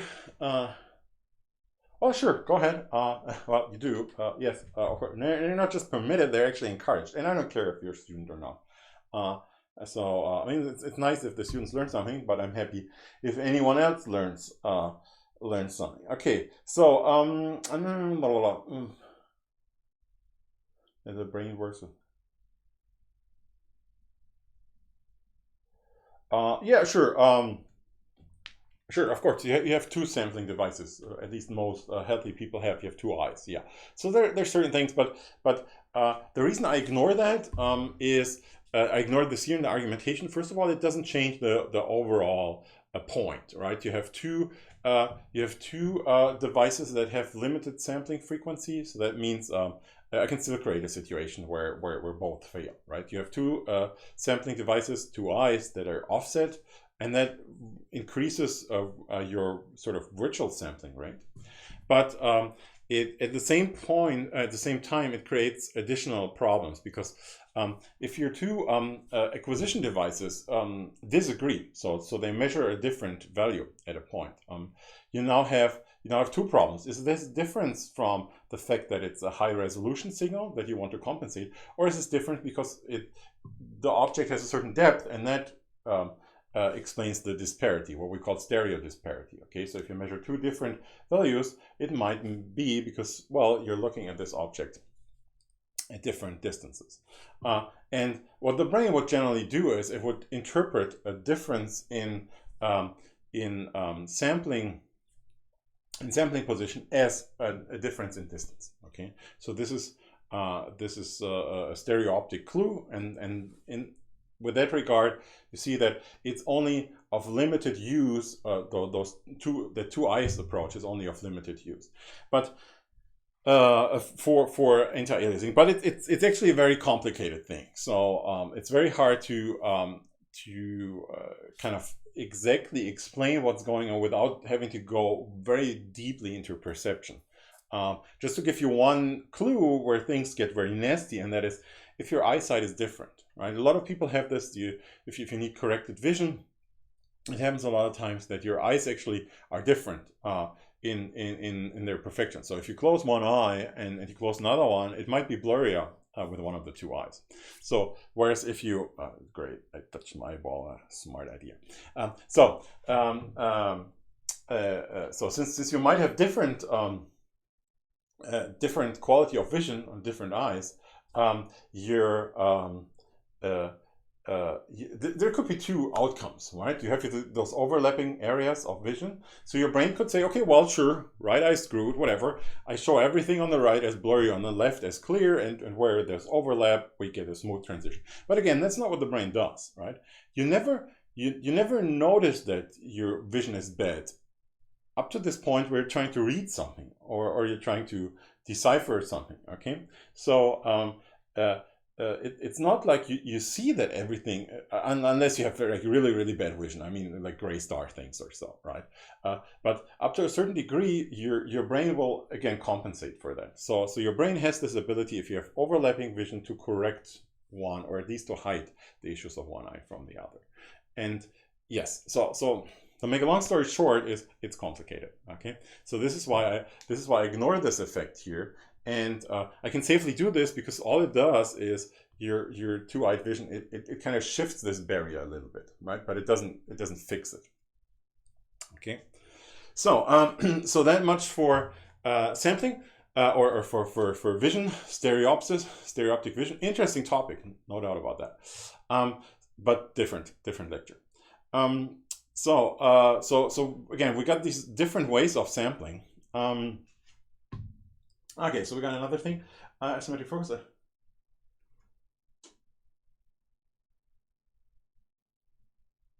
Yeah, I mean, sure. Yeah, there's again complicated story, interesting but complicated story. It might be a late night coding or late night computer science topic once. So. Back to our content here, stochastic sampling. I just want to show you a few examples here. So if I have this object here at the top, which is a badly sampled quadrilateral, if I sample this one by one, meaning those are the pixel values that I get if I just ray trace it, rasterize it straightforward. you see that if I do a 3x3 regular super sampling, the edges start to get washed out. But what it does is, I mean, I still see those staircasing artifacts here, right? So they're just a little bit smoothed out, but I still have a very good perception of them. Even if I use 7x7 super sampling, which is really a crazy amount of super sampling, right? I still see the staircasing artifacts. I mean, they're obviously much less visible than on the top, but I still see them. Okay, and I'll do the same process with jitter, 3x3, and 7x7 super sampling. Okay, and what you see here is you start to see noise, which is no surprise. I mean, that's the whole point. We add noise to the image. We add noise to the sampling process. So this here gets noisy, and this here also has some noise. It's as soon when I start to increase this to 7x7 or even further, actually the noise starts to dissipate, right? And then also regular and irregular or jittered sampling or stratified sampling start to sort of look the same because, well, obviously those jitter amplitudes will get smaller and smaller as well. So it's no surprise that that it gets closer and closer. But even at 7x7, I would argue that this one looks much better than this one. Okay, and why is that the case? And I would also argue that this here is better than this one. In particular, if I take this, if I look at this at a bigger scene. And the reason is, again, this here is something that my brain interprets as, well, okay, this, don't worry. And this is like, oh, okay, I don't know, dodge your head or so something's going on here. Okay, this is highlighted. This is basically filtered away. Here's another example of a very low resolution image. It's actually low resolution in two ways. So I kind of picked this for two reasons. It's low resolution both in terms of spatial resolution, but the same happens in quantization and color resolution. Okay, notice that here you see those what we generally refer to as dithering artifacts, and it's the same thing. It's basically that I only have very few sort of steps in brightness, and I have to do something about it. And I've also used a stochastic approach here to achieve the sort of anti-aliasing in now in amplitude space. Okay. Let's focus on the spatial resolution. Okay, so this is what you get when you do this crazy image with no anti-aliasing. Okay, and I want you to pay particular attention, interest in this area here. Attention. That's what I was looking for. Particular attention to this area here, which I've zoomed in here. Okay, you see a lot of aliasing going on. So the checkerboard pattern is basically just a random bunch of garbage. Okay, so now I use 3x3 super sampling with a 3x3 unweighted filter. So that means I just compute the average over 9 values. And what you can see is when things start to get smoothed out. Okay, so I still get sort of strange patterns here that certainly don't look like a checkerboard pattern. I still get those. Let's maybe put myself off. So if you look at the back, you still get those spherical shapes, which are kind of awkward, but it's not as annoying anymore as it was before. So then I would move to a 3x3 jittered super sampling filter. So the same filter, same amount of filter of super sampling, 9 times super sampling, 3x3, and I use a 5x5 weighted filter. So this means I now have random samples or somewhat random jittered samples, plus I use a weighted filter that weights things in the center more than at the periphery. So we see as well, we see noise. If I compare this one to this one, we see noise in there, but slowly those artifacts from the checkerboard pattern will start to disappear. So it all ends up being sort of more and more averaged out, sort of noisy stuff, but that's actually good. It's better to have noisy stuff there that the brain again ignores over a structure that is very obvious here, and it's this strange kind of spherical structures. In particular, here it's very noticeable, right? You get these awkward circles here. Here they're already washed out, and here they start to disappear towards the back in particular in noise, and that's generally better. So one thing that you should probably find very interesting here, which I noticed over the years, students don't really wonder much about this, is like if I do a 3x3 super sampling, how can I do a 5x5 filter? I have 9 samples. How do I draw 27 samples from 25 samples from 9? And what's the answer to that? Use overlapping filters. Okay, you use for the 5x5 weighted filter, I use the 3 values in the center, plus from left, right, top, bottom, I also use 1 pixel. So I have overlapping filters. Okay, so that's again something that you can do, which you usually want to do only if you have odd filter sizes, right? For even filter sizes, this is somewhat more complex to do. For odd filter sizes, this is very easy to achieve. Okay, so yeah, you can also have overlapping filters, and this particularly makes sense if you have weighted filters. Okay, and again, there's this notion that our reconstruction, our human visual system reconstruction works similarly. So we have overlapping receptive fields. So our visual system kind of works in a similar way. So it makes sense to reuse values. And you can take this to the extreme. I recall that NVIDIA promoted their 5 times Quinn-Cook's super sampling, which was kind of this super great idea. At least that's how they promoted this, by having 1 sample in the center and 1 sample at the top right. So they would say, okay, well, it's only 2 samples, that only twice the super sampling, but well, let's look at this. Okay, if we're 1 sample in the center and 1 top right, then it means we get from this center here, we get here another sample, which is sort of a free sample for this one, and the same here and the same here. So effectively, we do 2 samples, but we get 5 out of them. Okay, so that's Quinn-Cook's, because it's like this 5 pattern from a die. And in this way, they claim they get 5 times super sampling with just twice the performance, or half the performance, which is not entirely wrong, but certainly not correct. Okay, so well, yes. Let's do one at a time. Overlapping equivalent to averaging neighbor. Well, yes and no. Well, it's a weighted averaging, right? So of course you get crosstalk between pixels purposefully. So it's kind of an averaging thing, but it's a sub-pixel based averaging. So it's not like you can just average pixels out, because they would contain all of those components already. Well, jitter is less computation expensive as compared to what, right? So you would have to say compared to what, right? Like, what are you comparing yourself to? Jitter sampling is computation less expensive than. Okay, that's the key. So the answer could be yes or no, depending on what your then is. Right? Yeah. So maybe.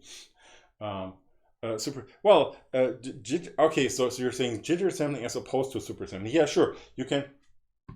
Notice that I haven't considered this situation here, that I use just jittering and not jittering in combination with super sampling. Yes.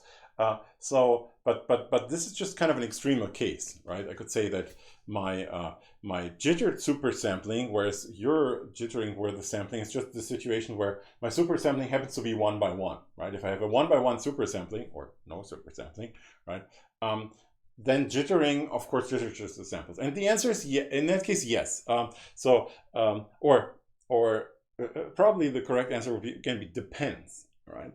Because when I don't super sample and I just jitter my samples right away, I create a similar effect. I trade noise, or I trade sort of noise for axis dependency. Okay, if I have a regular grid, I of course have a very axis aligned dependency. If I add noise to that, I get rid of this axis aligned dependency, right? But at the disadvantage of that, I have noise in my results, right? If I change my sampling position in a noisy way, I will also have noise in my results. Is this good or bad? Totally depends. But it's true that it's sometimes useful to just jitter the samples and then rather risk noise than risk some axis aligned artifact. Okay, and again, it highly depends on your application, which one's better. But yeah, sure, there are applications where you use jittered samples. Okay, so much for super sampling and jittering and all this. The second approach that I talked about early on in this stream was, okay, do pre-filtering. So in other words, if the frequency of the signal is too high, reduce the frequency of the damn signal instead of increase the sampling rate, or do both, right? But we've seen there are all kinds of issues with increasing the sampling rate. So what if we just decrease the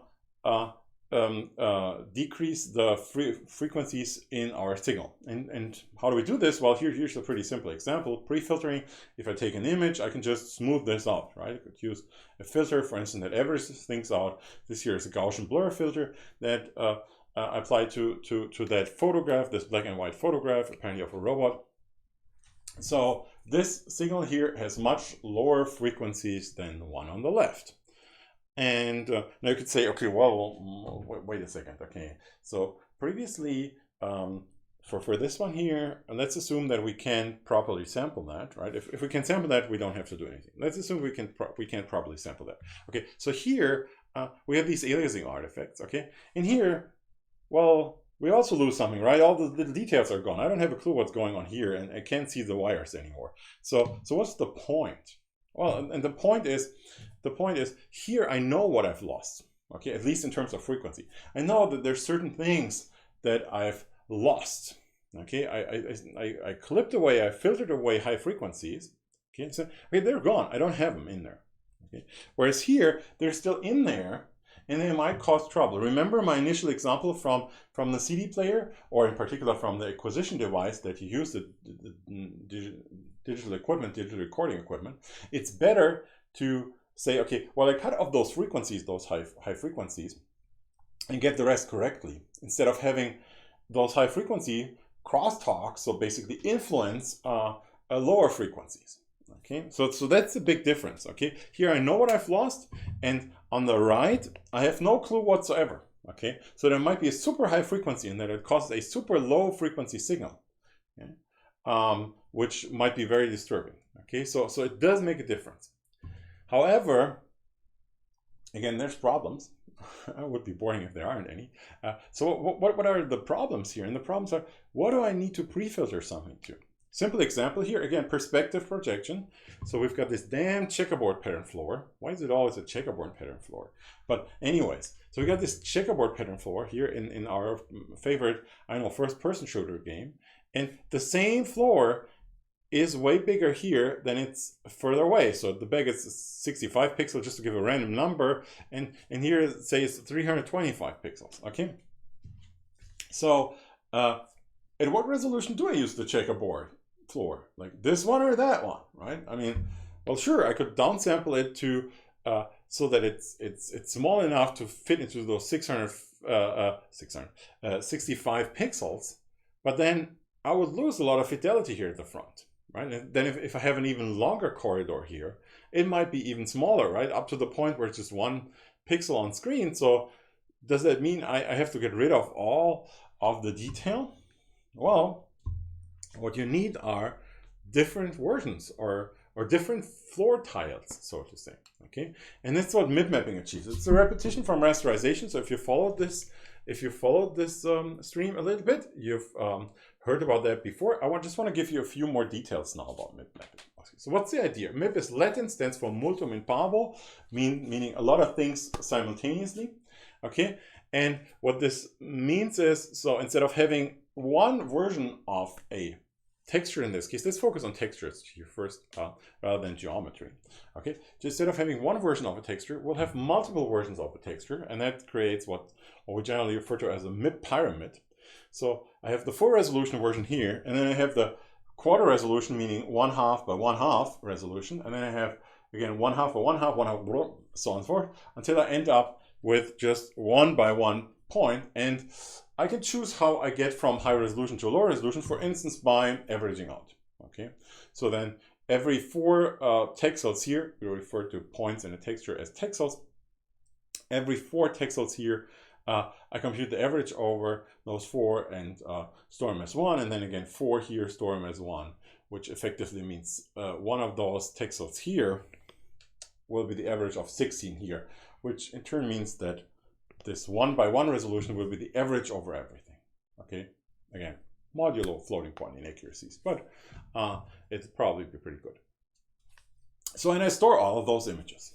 Okay, so I can go ahead and store all those images. They don't require that much additional memory. So here we can probably see it a little bit better. So if I just align them side by side, and this continues 16 and so on and so forth, but you can see like this is only a quarter of the original size. Now if I place this one here at the top, it'll only be a quarter of that size. So if I combine this all together, you'll notice that I need less than half of the original space.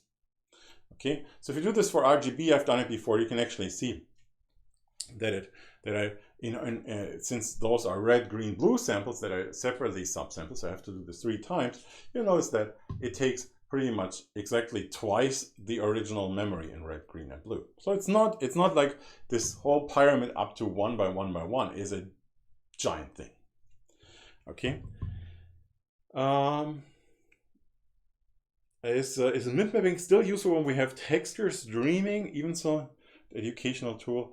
Well, I'll talk about JPEG. As a matter of fact, I do this in advanced image synthesis, so bear with me till the next semester. I'll give you some details about JPEG compression. Well, you could technically use, if you have mip-map data, you could technically also stream them from and use this as a progressive rendering approach. We refer to this as progressive rendering, right? From low resolution to high resolution. Technically, yes, you could use that, but that's kind of a different idea. Yes, and as far as DCT goes, discrete cosine transform. Yes, JPEG uses DCT, but it also uses subsampling, and part of the DCT is that we store, or a part of the storage in JPEG is that for DCT, again, if you don't know what DCT is, more details on the next stream, or go back to YouTube, watch last semester's version of my recorded stream. One of the key things in JPEG is that you have this progressive mode where you store the DC component of the DCT first, and that gives you a low resolution version. So you got kind of, in JPEG you have a 2-level MIP in that case. You have a 16 by 16 subsampling that usually gets transmitted first, and then you get the full resolution. So it's not an entire pyramid, but it's a 2-step thing.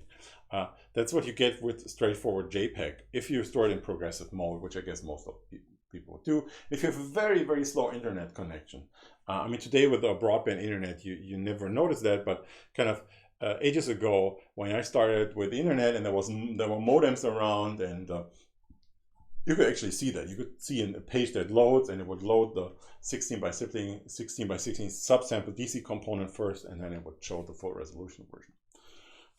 Yeah. But that again is a different story. But it's kind of related. Yeah, you're correct. It's sort of related here. But here we store all those different resolutions, and then we can have the computer pick the right resolution. And I'll say this. I'll explain in a second how this picking process works. I just want to show you what this looks like in reality. I mean, there's one cool thing that you can do is, like, if you write your own rendering system, you can actually access those MIP levels separately. I mean, there's no reason why you would have to put lower resolution versions of a texture into each of those MIP levels. You can actually write into all those levels separately. So what I've done here is I've written one texture, different textures, completely different textures into the different levels, and they would actually contain the resolution. So they would have literally the numbers 1024 scattered all over the place in full resolution, and then 512, and then 256, 128, 64, 32, 16, and so on and so forth in there. And then if you render that, sort of use that as a texture for terrain, and you go ahead and render the terrain, this is what you get, right? You can actually see how the system uses those different layers, those different levels, and blends from one level to the other. And then that's what you get. Okay, as for the fastest way to transform data is FedEx, this is still the case. There's an interesting paper, so if you folks are interested, look this up. There's an interesting paper about pigeons, right? Birds, tying USB sticks to the legs of pigeons, right? USB sticks are pretty lightweight. Yeah, I think you can still be broadband with pigeons. If you just tie large USB sticks to their legs. I mean, they're pretty lightweight, so the birds can carry small USB sticks. So yes, as far as I'm aware, at least for normal internet connection speeds, at least pigeons still beat the internet. Yeah, drop packets, and there's also there's also a quantization issue here. Exactly. So you have a slow ping, but you have a nice bandwidth. Yeah, that about puts it together. But there's actually a paper about this. I don't know. I mean, it's a funny idea. Probably not very scientific. But anyways, okay. Back to the rendering here. What you can see is you can nicely see for this floor. You see this transition, right? 1024. 512, 256, right? Up to, well, if you look closely, you can see the orange 16 by 16. But what you also see is as soon as this thing tilts, right, for the mountain range in the back, I suddenly use higher resolutions again. Even though it's further away, higher resolutions get used. So apparently the tilt has an effect on that. And now let's explain how MIP-mapping works, okay? So it's kind of a two-step process. So the first step is we need to get those resolutions together, right? We need to somehow create those resolutions, and that's usually a pre-process. So you load one picture, and normally you wouldn't create these crazy resolutions, but you would actually start with a full resolution image and simply downsample it 4x4.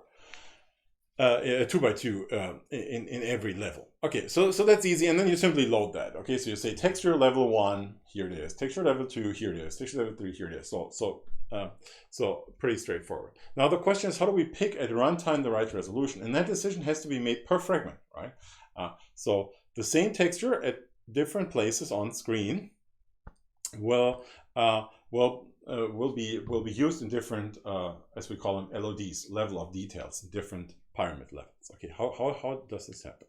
And it's actually no big deal how these levels are computed. Okay, let's look at the top right here first. Okay, so there's my omnipresent checkerboard pattern that I've drawn on screen. And of course I tilted that towards the back. So now an object that's textured with one texture needs to use different resolutions. And what you see here, if you look closely, those are my sample points. Okay, those are the centers of say my pixels on screen. And the one red that I've drawn here, that's sort of the extent of a pixel. Okay, and now what I can do is I can take those sample points and I look, where do they end up in texture space? Okay, and that's what you get here. Okay, this is now the texture that I applied to this object, and I've obviously repeated it a couple of times. But what you can see here is that the samples, like the positions of the pixel in texture space, they differ, right? So they're close together at the beginning, and then they're further away at the back. I mean, that's the whole point of this. Okay, so this is why, yeah, it's perspective. Okay, so it's not a morph geometry. It's just a quadrilateral. It's a quadrilateral that's distorted since it's since this is close, this is far away, so it's tilted, right? That's what I said. So what we see here is that every pixel gets distorted, right? So this original shape here of this pixel, so it also gets this awkward distorted shape. And let's look at this pixel here. So this pixel has two extents, one in, well, its original x and its original y direction, or u and v depending on how you want to call this. So the pixel has sort of an average extent in one direction and has an average extent in the orthogonal direction. Okay, at least orthogonal in the original space. And we call those simply the derivatives with respect to x and y. Okay, so what's a derivative? A derivative is how much does a function change, right? It's a rate of change, right? It's the inclination, rate of change. So here I want to know, how fast do I change from one pixel to the other if I go in x direction, and how fast do I change from one pixel to another if I go in y direction? So and this thing becomes two-dimensional because I can say, how fast do I change the x pixels if I go in texture u direction? Let's now call it uv in texture and xy on screen. So how fast do I change the x pixels if I go in u direction, and how fast do I change the x pixels if I go in y direction? Okay, because those might be distorted. So what I get here are two vectors. So in other words, those are just two vectors, right? This vector here that points to the next pixel and this vector that points to the next pixel here are now two-dimensional vectors. And how can I compute them? By the means of these partial derivatives. Okay, So how do I compute those partial derivatives? Well, I can just do it on screen. I can just basically look at, okay, how much does that pixel change to this one? So while this sounds like it's a complicated calculus thing, it's really just look at the neighboring pixels on screen. Where are they in texture space? So this tells me what the difference is. Okay. So now I take these two vectors and compute the length. Okay, so this says length of vector, which basically says how much is one pixel, how far is one pixel away from the other. Okay, so I do this in x and in y direction. How far is the what's the distance? Right? What is the distance here, and what is the distance here? Okay, so that's really all that is, right? It sounds very complicated with all that calculus in there, but effectively it means like how far is the right pixel away, how far is the top pixel away, but how far is it away in terms of texture? Okay, how many texels is that pixel away? How many texture points are in between, so to say? This is what this here says. This is a length. Okay, now when I look at the maximum length, okay, I look which one's further away, this way or that way. This is why I do maximum. And this now is d. This is the distance. Okay. And now what I can do is I can compute the logarithm of d, the logarithm with the base 2. What is this logarithm good for? Well, it tells me, okay, if I'm 8 pixels away, this thing will say 3. If I'm 4 pixels away, this thing will say 2. If I'm 1 pixel away, if I'm 2 pixels away, this thing will say 1. Okay. So this tells me how many powers of 2 am I away. This is why I compute the logarithm. Why am I interested in the how many powers of 2 am I away thing? Because this is what I need for the level, okay? Because the high resolution level, full resolution. Second one, next resolution level is half resolution, quarter, eighth, always in one dimension, okay? So I need to know how many powers of 2 am I away to figure out how many levels do I have to deviate from the full resolution. So this L here is some sort of decimal, right? It's 5.7. Right? But if I just truncate and say 5, this will give me the level that I need. Or if I depending on how I count, I guess it would probably be beneficial to seal that, to say, okay, well, if I'm 5.7 logarithms away, I want to use LOD level 6 because then I'm on the safe side, which would be a little bit smoother than needed. Okay, as I said, those partial derivatives, they sound like a lot of magic, but they're really just the difference between the left, right, top, bottom pixel. Okay, and this, I mean, it's kind of a very straightforward process. Like, okay, what resolution do I need? The answer is like check which resolution do you need, right? So how far are the pixels away? Choose a resolution where for that corresponding distance, I'm only one sample away. Okay, if I do this here for my checkerboard pattern without mip mapping on the left, you see we create those crazy artifacts. We get spherical shapes, we get lines. On the right, it all vanishes in some cloud. Is this a bit modern? Well, I'm not entirely sure about CPUs. I guess probably yes, but certainly for GPUs, graphics cards, right? And I suppose you mean GPUs. Okay, so it's built into graphics cards. Yeah. So you can just say, give me a level, and that's what they will do. They will process neighboring pixels in parallel and then derive the LOD level from that. Yeah. Whereas modern GPUs means everything not older than 25 years. So it's probably not that modern. Yeah. Yeah, it's true. It's built in there. So you don't have to do that yourself, unless you do crazy things.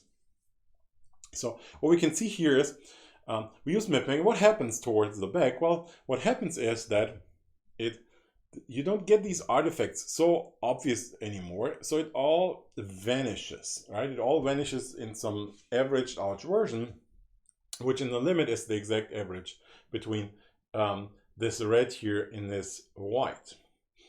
There's one thing to notice though, that is, if we think about this for a second, then this here is actually too much washed out. Right? I mean, if we see something as washed out, it means that we could actually perceive more, because otherwise we wouldn't see the washed out effect, right? This is too much supersample, and this not just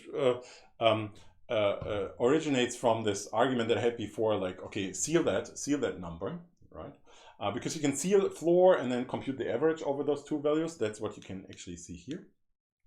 So here you see a transition. So it's not like you pick one level and then you pick another. So there's this transition region where you kind of pick both seal and floor of that logarithm and compute the average over the two. So, but there's another reason for this being too washed out. And this is because we have an anisotropy in our sampling process. So there's one thing, and that is so there's this issue that we've computed the max from before. Okay, let's look at this example here, which is from a flight simulator. And again, you see it's very washed out toward the back. Okay, and it seems to be washed out in x direction, curiously, right? It looks like it's all stretched in x, like it's got this pattern. And the trouble is, or the solution to that is, well, do something that's called anisotropic filtering. Okay, and what's the idea here? The idea or the problem is, so there's this max here. Okay, so how do we choose, where's it here? Okay, this max here, that's the trouble. Because we computed the distance to the left and right pixel, and we computed the distance to the top and bottom pixel. And then to be on the safe side, we said, okay, well, let's take the maximum of those two distances and let's choose the level based on that one. However, in this tilted situation, things that are top, like the top and bottom pixels, they are very nearby, right? I mean, these pixels here, they are very close to each other, and even further, but I'm running out of thumb here. Okay, so towards the top, they're nearby. However, in width, not that much changes, right? So this image here, of course, I mean, this runway is smaller here than here, maybe about half in size, but it's not that big of a difference than how much closer these pixels go. So if we have the situation where this maximum has one very big value and one very small value, the small value is suppressed. Okay, what you need to fix that, and that's what the anisotropic filtering does, okay, is you would have to have a two-dimensional stack. Instead of having a pyramid of lower resolutions, right, I have the image, my original texture here, subsampled in X resolution just, okay, so I get, say it's originally a 10, say it's a 60 by 16 image. I create an 8 by 16, 4 by 16, 2 by 16, 1 by 16 version. So I only downsample in one direction. And I do it in the other direction as well. So 16 by 16, 16 by 8, 16 by 4, 16 by 2, 16 by 1. So I get this elongated version. And then I do all the others in between. So I do a 16 by 4, a 4 by 16, a 2 by 8, an 8 by 2, whatever. So I create this whole matrix of versions of the texture. And then if I do that, I don't have to do this max here anymore. Okay, because then, where is it? Here, I don't have to do this max here anymore because I get one resolution in X direction and again one resolution in Y direction, and that tells me in the space of all those crazy downsampled versions which one to pick. And that's what you do for anisotropic filtering. Okay, at least in theory. So what's the trouble with anisotropic filtering then? That's a pretty big overhead now. So if you compute this entire matrix, you'll need a lot of different versions of the texture. Okay, and you'll have to store all those in memory, and that at some point will actually create a significant overhead. So, and what graphics cards do is, if you enable anisotropic filtering, they'll do something in between. So the details are actually trade secrets again of the companies, but the idea is based around this. Okay, well, what if we just compute parts of that matrix and then just pick resolutions in between and maybe do some averaging on the fly? So you basically trade some memory for performance, or you trade some performance for memory, right? So instead of having all those versions around, you do some subsampling whenever you need it and then keep it in cache. So so that's kind of those are a little bit of tricks that graphics card manufacturers do. I mean, with more and more available memory, those tricks actually get reduced more and more. So it turns out that with more and more memory, now you will actually see drivers and graphics card actually using more of that matrix. So it's first of all, as I said, it's kind of a secret of the manufacturers, but there's ways to figure this out. You can access the anisotropy level, but it's not worth it because the trickery will probably go away. With more and more memory, you will start to actually generate this entire matrix and then pick a version out of the matrix. Okay, so that's anisotropic filtering. When do you need that? Again, if you play a computer game, besides learning a lot of things here in the stream, I hope that there's one thing that you know in the future is if you go into your settings of the computer game and you see what you can switch, you now know what all those switches do, or what many of those switches do, such as super sampling and anisotropic filtering. Now the question is, when do you want to enable anisotropic filtering? It takes money, it costs performance, and it costs memory. So when would you enable that? And you would enable it every time you have a situation such as this one here. So you have anisotropy in your game, meaning you have a flat object that you look at almost parallel angle. Then it really pays off. For anything other, it doesn't pay off. And you can switch. I mean, you could, for instance, use anisotropic filtering for walls and floor in your game, and use other filtering methods for, say, I don't know, monsters or so. And that's what's being done in engines. Yeah, so I mean, ultimately, yes, it costs money. So that was kind of my thought. So, I guess that's what happens. So if you look at the evolution over time, so there's simple test patterns you can run. So there's simple test scenes that you can run, and you can check how well anisotropic filtering actually does anisotropic filtering. And you can see over time with every generation of graphics cards that the results that you get on screen get more closer and closer to what you would get when you use actual full tables. So something's happening there behind the scenes. So in summary, what can we say? The quality, obviously, of the rendering depends on anti-aliasing. If you have aliasing problems, which you always have, that was kind of my point, in particularly with silhouettes. I didn't talk about how do we subsample silhouettes, or how do we reduce silhouettes, right? Remember, so I cheated a little bit here in this stream, and that is, I explained how to do super sampling, and then I explained how to do pre-filtering with textures, but not with geometry. And the reason for that is very simple. So it's twofold. One is, whatever you do, you will never get rid of silhouettes, so it doesn't help. But what you could certainly do is you could reduce small silhouette deviation, small changes in the silhouette, which means small detail, right? If you have an object that has a lot of little spikes on it, smoothing out those spikes will still create a silhouette, but the silhouette will in turn have a smaller frequency. So you still have this infinite frequency transition over the silhouette, but you have a smoother version of that one.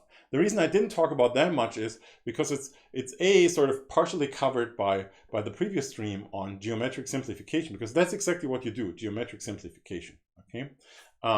Remember last stream? If you watched that, if not, it's still available on Twitch and on YouTube. So there's ways how to reduce geometric complexity, and that will also reduce silhouette complexity.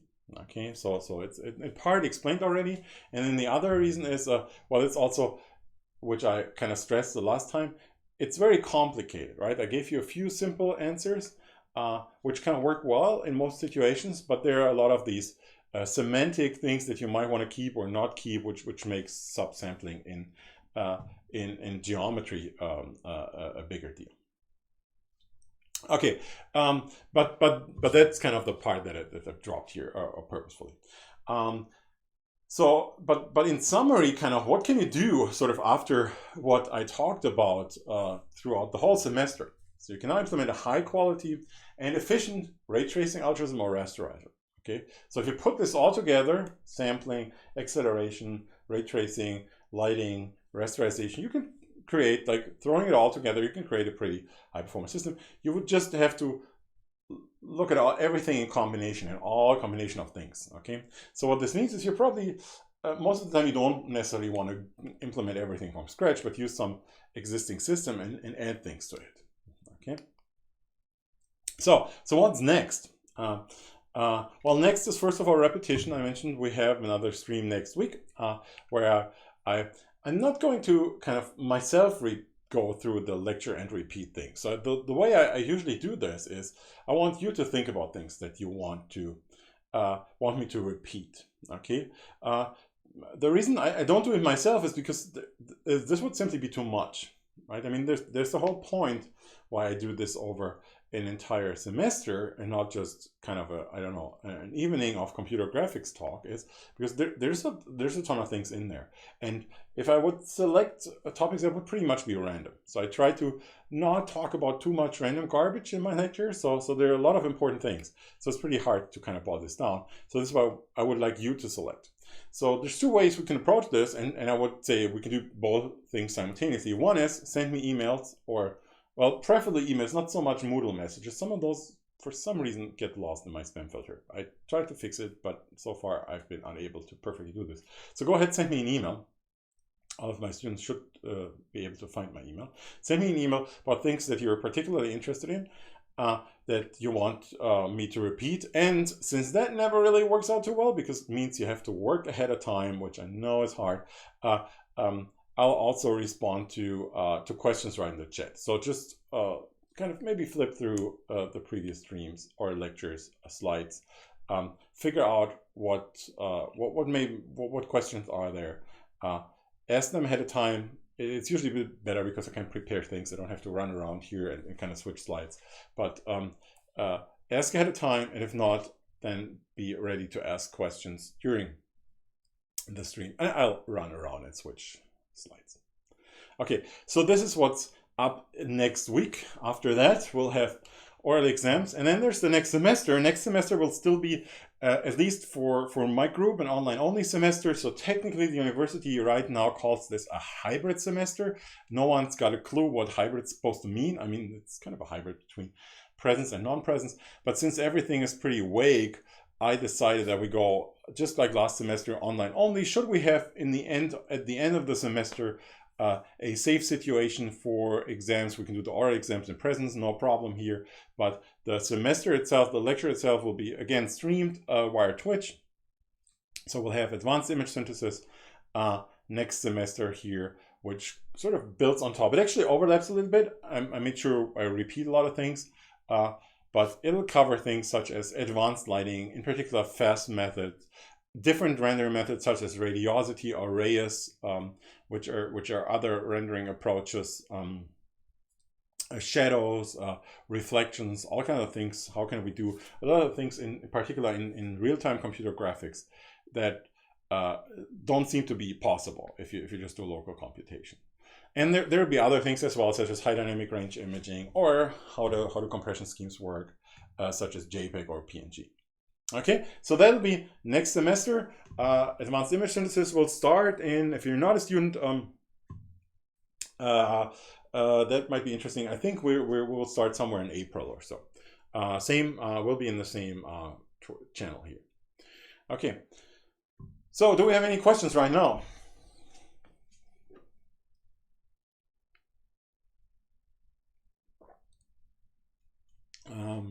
Let's see.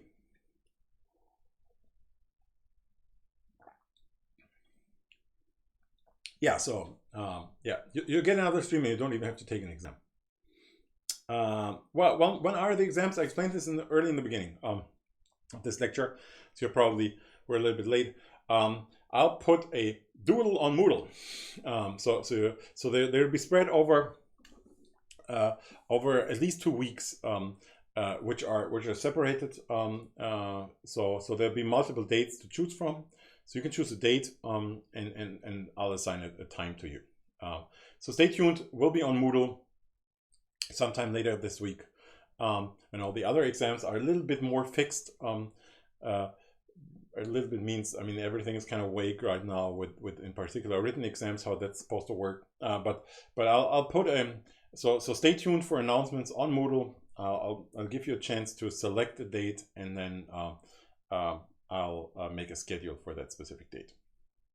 They probably not be around February 15th, because that's the beginning of the semester break, right? And I usually put them later to give you a little bit more time to repeat things. But there will be one early date, which I generally, I explained this the last time already, but I'm happy to repeat this. There'll be one early date, which was traditionally for the Erasmus students, so that they can do an art exam here before they travel back to wherever they come from.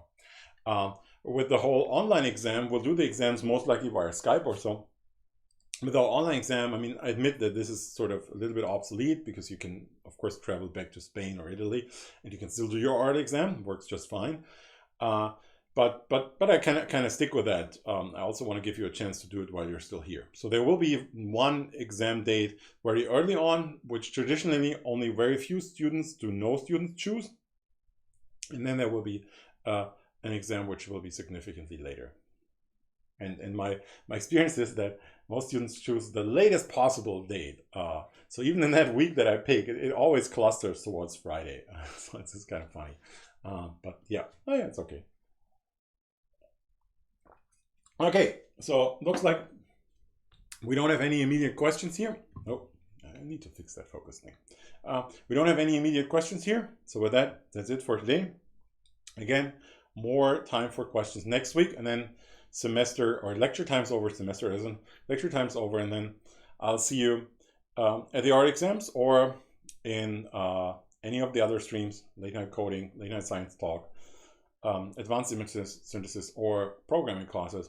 Until then, bye-bye and stay healthy.